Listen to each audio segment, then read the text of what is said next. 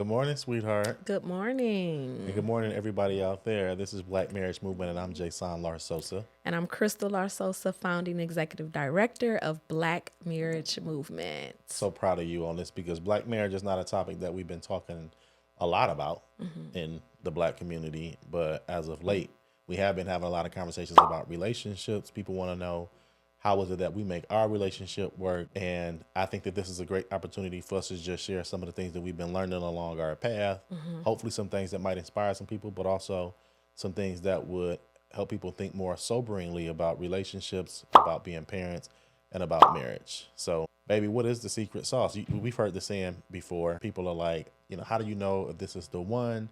I love this person, but I'm no longer in love. What do we say about that kind of thinking? What I've heard and my experience has been when you see somebody that's a prospect, I would say. I think that at the beginning of the relationship, you think about this person all the time, you got butterflies in your stomach, you're wondering if they're thinking about me. And so you're like, oh my gosh, this feeling is just like, oh my gosh, I'm just so in love with this person. You never want to get that feeling up. Right. And you never want to give that feeling. That's just in love feeling. And so that's at the beginning of a relationship, and nobody can just survive that forever. You can't feel that feeling. I don't think your body would allow you to feel that. It's so intense. Yeah, it's just really intense. Like you can't do anything else for the most part, because you're constantly at any moment that you have to yourself, you're thinking about this person, right? It's a form of intoxication. Yes. High. Yes, I feel like that as well.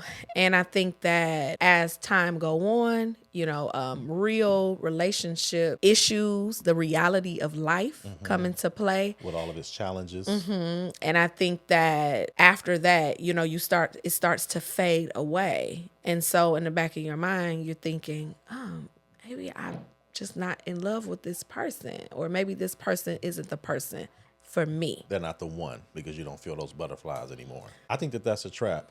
I mean, and the way that I try to help people get around it is there are three types of relationships, or three types of marriage, really. There's the in love experience that you described, which I think also goes along with the sexual, although they're not necessarily always one and the same. Some people feel it in their stomachs and in their hearts, not necessarily in their groins, but really that romantic phase of relationship is one aspect of relationship and marriage. And another part is that deep spiritual connection. And we hear it from people who are recently divorced most often because they'll say, Yeah, they'll still say like, "Oh, I've divorced this person, but they're still like my best friend." Yeah, I've heard that. in the barbershops, the guys are like, she can get anything from me. My girlfriend knows she can get anything from me. Right. And I'm like, man, y'all should have just Right, stayed married. right. That's your soulmate. That's That's the deep person that you're spiritual connection. invested in. That's the person that you trust. That's Yeah. the person that you have a selfless form of love with that you never gonna give up, no matter who you are in a relationship with. Yeah, I've heard guys say, I mean, if anything, she's on my policy. If anything ever happens to me, like everything's going to her and not my girlfriend or even my new wife. Yeah. So, I'm like, Or why even didn't like you- power of attorney. If I get smacked by a Yeah. Mac, she's the person I trust to make the decision. She know where the keys to the safe is. She know all my secrets. And I'm like, well, why did y'all divorce? Oh, Yeah. we just couldn't live together no more. And Yeah. I'm like, well, maybe y'all should be thinking about how to keep the marriage and just set aside that romance. But I think that speaks to the fact that the romance, the in love experience, the butterflies and all of that is not the most important facet of marriage. It's just one condition of it or one aspect or one type. So that's the first type. The second type is that spiritual love, that selfless connection, that agape is the way people talk about it when we think in the Greek. I think it is when we talk about God and selfless love. It's the same kind of love that most parents have for their children. To me, that's the soulmate. Yeah. And then the third type of the marriage is the legal aspect of it. It's beautiful Yeah. when you got all three. Yeah. But I feel like if you got that middle one, that agape, selfless form of love, then you might as well have that third That one. the legal. unconditional love. Yeah, that unconditional love. Of regardless of whatever the situation is. Yeah. And I don't think that that's something that we talk about in our community because we go off of feelings. It's like every time we're like, oh, Does he make me feel good, or does she make me feel good? And that's the part that I think that we don't get past the first, love. We don't get past that. Yeah. So you can't even get to the unconditional love, and then, the partnership and the legalities of being in a marriage, but it really is a business, and I don't think that we talk about that as well. Yeah, that's right. It's a transactional relationship. Let's talk a little bit about us. I know people are curious about our relationship. Absolutely. People refer to us as the Obamas or as Jay-Z and Beyonce. They refer to us as power couple, which we both find interesting because this is not the way that we came into it. We don't see ourselves as this power couple. So I just want to share a little bit of insight into what a relationship like ours looks like. I mean, they see you, the housewife, stay-at-home mom, oftentimes in our relationship was really focused on the girls. They see you dressing cute. They see you traveling, having mimosas with your besties, and they think this is a man who can provide that. This kind of a man, what you tell us more about what that looks like for you. What would you share? I would share that it's hard work. And I just, at the end of the day, I think that you should, if you're going into a marriage, which obviously that's what we do, we're married and we're pushing individuals to go into marriage. But I feel like going to your 9 to 5 is going to be hard. Being in a marriage and building your legacy, that's going to be hard as well. So, just on a day-to-day basis, I can paint a picture. I'm up at 5, 6 o'clock in the morning. I'm meditating, I'm praying, exercising, getting ready for breakfast, making sure everybody have what they need, getting the kids off to school, coming back home. Now, for the meantime, I'm kind of working outside the home, but for the most part, I'm focused on my family, and I still have a husband at the end of the day. Right. And I need to make sure that you're fine. What is it that you need from me as well? And so I think that those aren't things that we talk about. What we do talk about is, he looks like he can provide. So I want that. Be, his wife. But I think that we talk about marriage, but what is it to be a wife? Yeah. And it's hard work because you're constantly thinking about your family, which is great because I would rather be doing this than anything else. Yeah. This is for me. This is my lineage. I want to see my kids. I want to see them at the end of the day. I want to understand that, I want them to have a softer life and for them to be invested in their family. I would say that. Yeah, and it's not for the faint of heart. I mean, you just mentioned something, sweetheart. It really is. For marriage to be successful, it has to be about more than just the couple. Yeah. Because as we already established, feelings are temporary. Good feelings, you're going to have them. Certainly we have good feelings together. Yeah. But you're also going to have bad feelings and go through frustrations. There's got to be a deeper commitment and a conviction and a set of values that keep us focused, and it's got to be bigger than just the two of us. Yeah, and I think on both ends, I think these are the uncomfortable conversations. What I mean by that you have at the beginning of the relationship. Whenever it is and you feel like he's a prospect or she is, let's talk about the uncomfortable things. What are you building? How can I join? What are we doing together? How many children do you want? Do you want to be married? These are the conversations that need to be had. But I think that what happens is you see somebody, they look attractive, and you're like, I just want to have sex with them. But maybe they might be my husband, or maybe she might be my wife. But we're not digging deeper into the relationships and making connections. And, I hear women say a lot of times, I want to be married, but niggas ain't, so I'm like. And I got, my pushback against that is, and I just want to be honest with the sisters. All the blame has been going to men over the past few generations, over the course of decades. But when the reality is, men have not changed. We still live by the same code, the same mantra, the same set of convictions. We grade ourselves by the same report card that we always have, and that is to provide and to protect. And even when we're not doing well at that, we still grade ourselves according to that, and society still grades us according to that, and women still grade us according to that. So we know what our job is. But women have changed. Yeah. If it used to be that if you asked a woman what her primary job was, you would hear submit, serve, support, be a helpmeet. But if you say the word submit today, they ready to fight you. Yeah, you better watch out with that word. You Yeah, I better mean, watch out.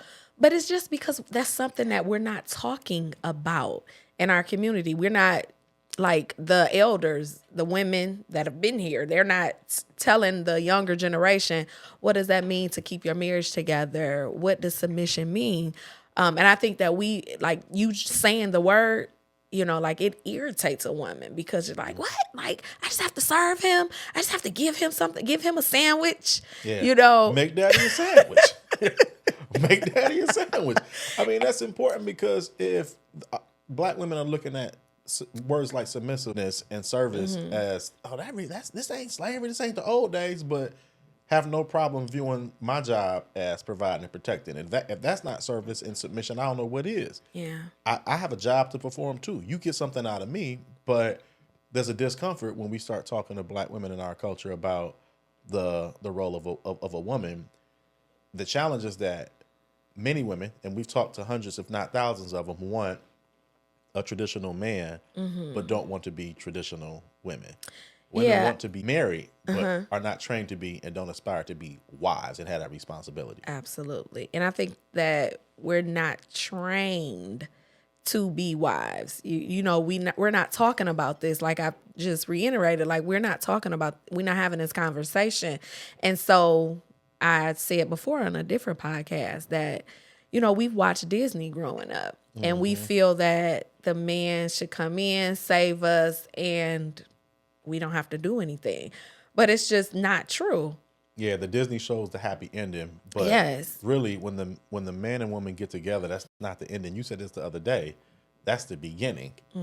And we don't get to see the story play out. We don't see sickness. We don't see poverty. We don't see all of the challenges that go into any relationship, nonetheless a marriage that people have to figure out together.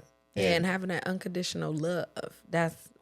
We're just only seeing that in love phase on TV. Yeah. And so we're like, oh my gosh, she met him or he met her and now they're just happily ever after. It's like, no, now it begins. Yes, this is the beginning. Life begins. Life. Yes, together. Because now y'all have to figure it out of how you're going to live together, how you're going to raise children, how your incomes are going, whether a woman is working outside the home or the man is working outside the home. Whatever it is, you need to figure this out moving forward. Yeah. To be clear about this, it's important. You said that these are conversations that we need to have early in a relationship. What do you need? What do you want? What do I need? What do I want? I brought up the fact that men, particularly black men, the men within our community, we haven't really changed. We know what our responsibility is, but part of the challenge we face is that women no longer have a code or a mantra within the black community. There's no baseline understanding of what it is that you should bring to your husband. Yeah. And to be clear, marriage is more than about the way you feel, if we haven't already established that. And it's not just a condition. Marriage is a transaction. Providing and protecting is something that I provide to my wife. Yeah. And men need to know, on the flip side, what are you getting from that? I get in return. Yeah. And I can share, a little bit about what that is that we expect. I mean, it does start with, at the base level, submission and service, and I'll tell you why that's important. But let's first define submission. You talked about us not really spelling that out in the black community. No, everybody's afraid of that word. Everybody's offended by it.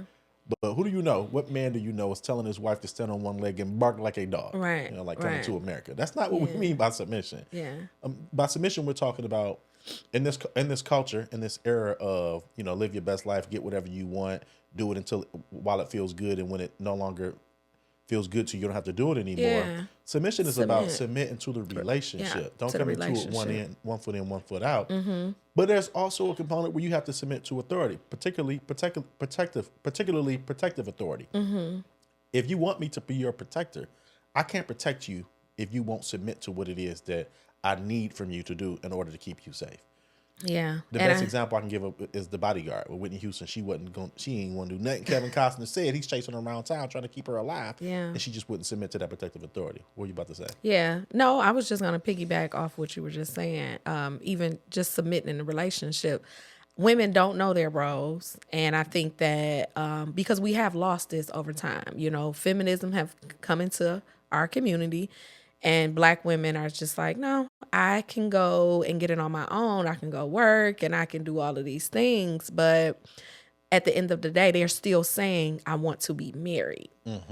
And so now I've been telling women, you are supposed to go to that man, those men in your life, your father, your grandfather, your uncle, your boy cousins, men cousins. You're Big supposed to brothers. be, big brothers. You're supposed to be having these conversations.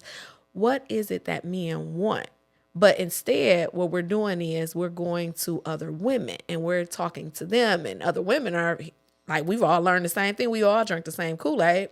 And so women are still like, don't you make sure you have your own, because that man, so it's 1 foot in, 1 foot out. Not So trusting women is us. going into the relationships that way. No, women don't trust men. And then at the end of the day, when you look at anything that's on TV, it's bashing Black men. Yeah.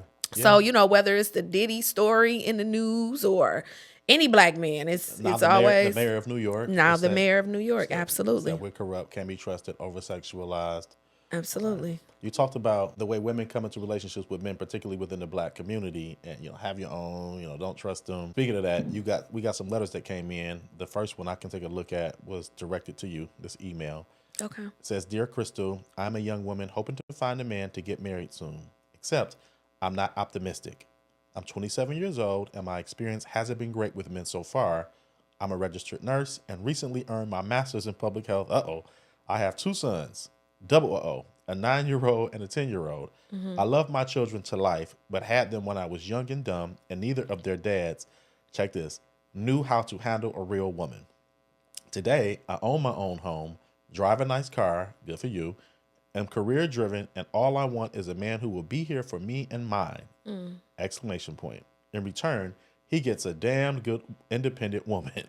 While I do want to provide her and protect her, as you can gather from what I've shared already, I can also hold my own and help out when he needs me to. I really want to be married, but it seems like I keep dating guys who are only interested in sex. Don't say. I feel like I should become celibate until I figure out who I am and what God has for me.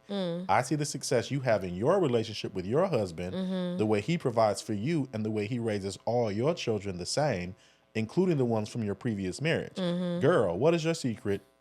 Can you help a sister out? Sign, a sister in need. What would you have to say to her? Okay. How about open that back up, because we need to dissect this. So many things that I saw. It's way too much to just try to memorize right now. So I need you to read me those first few lines. But before, as you're looking at that, let's start with the independent woman. Yeah. You don't hear men. First of all, let me say, what did she say? She didn't say her name, I'm sure. She said, sign, a sister in need. A sister in need. Let me say this, honey.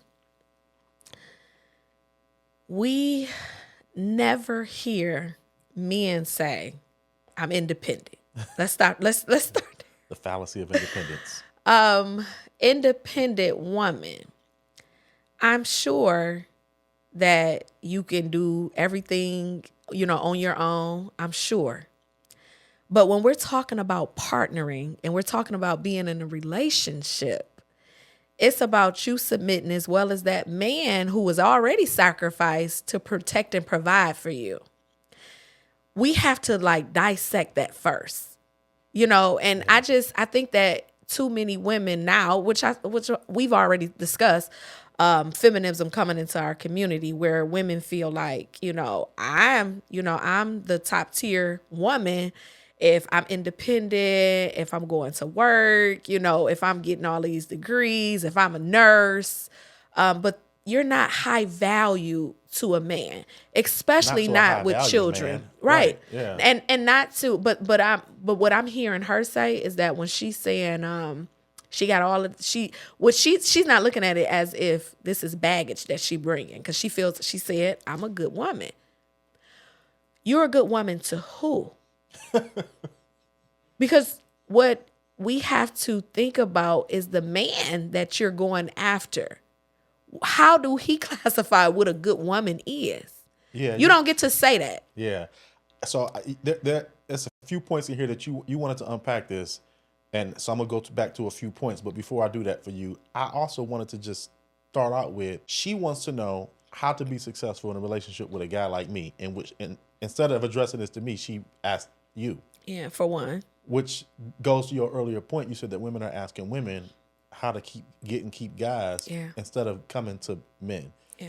And I think that if she was talking to her big brother, her daddy, her uncle, grandfather, all the people that you named, then she would know that most of the things that she's listing are not what attract the kinds of men that she actually wants. Right. And I just We're want not to add interested this. in your career. Right. And just to add this, you're also busy. You have 2 children, right? Did you say 2 sons? By 2 different men. By 2 different men. You are a nurse. You're tired. How are you going to be able to be present with that man or give that man what he needs? I know you might not want to hear it, but it's the facts. Because I think that when women come into relationships and the whole black woman, angry black women, 81% of black women decide to give birth before they're even married. So Right. yes, they're tired And angry. And blaming us. And blaming black men. Most of us don't even have kids. Some of these women are angry at all of us. Yeah, but we've been taught to go after the street guy, the guy that has kids. That's what we've been taught. But we're trying to make them be husbands. And there's so many great black men out here. So she also says that she thinks that maybe she needs to be celibate until she figures out who she is and what God has for her. I'll let you speak on that. Yeah, my thing is I've had conversations with women who took this strategy on, and then they said they ended up in a relationship, thought that they knew how to be successful in it, knew how to communicate, and then had to still learn. So she's not giving them none. Is that what she's saying? Yeah, I don't know how that solves the problem.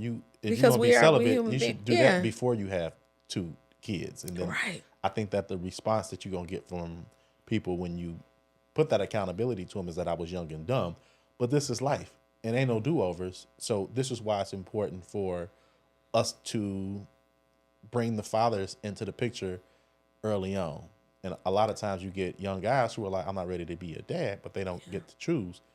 And they don't get to choose the way they engage either. And what I want women, particularly women in the black community, to understand is that there's accountability to you, sis, because the conditions that we find ourselves in large part, are a result of the choices that our sisters have been allowed to make. And black men are being held accountable for the choices of women. And all of us are getting a bad rap.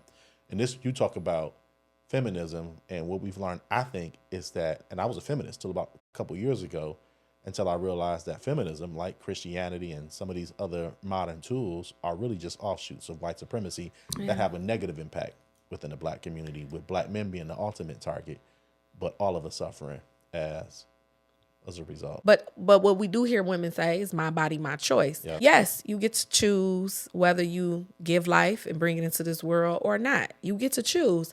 And you should. However, you have to think about those circumstances that's going to occur after that baby is born. But you should get married before you decide to have children. Yeah, obviously, when you said earlier that people need to make these decisions, need to have an understanding about what it is that they want from a relationship. Do they want to get married? And obviously, we're proponents of marriage, but really this is about parenting.